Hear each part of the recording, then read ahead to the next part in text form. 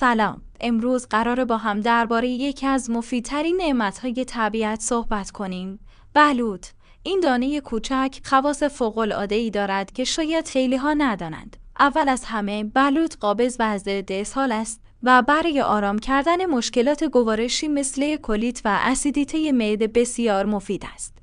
پوست درخت بلوط هم یک ضد التهاب و ضد عفونی کننده طبیعی است برای شست‌وشوی زخم، درمان قارچ‌های پوستی و حتی کاهش اگزما استفاده می شود. اگر مشکل تعریق زیاد یا بوی بد دهان دارید، جوشانده پوست بلوط می تواند کمک بزرگی باشد. این گیاه لثه ها را تقویت کرده و بوی دهان را کاهش می دهد. بلوط همچنین سرشار از آنتی اکسیدان است و به تقویت سیستم ایمنی کمک می کند.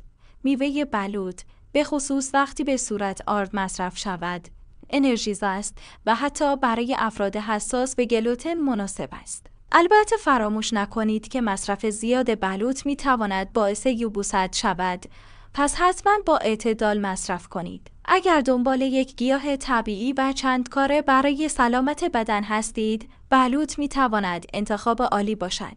برای دیدن ویدیوهای بیشتر لایک و دنبال کردن فراموش نشه.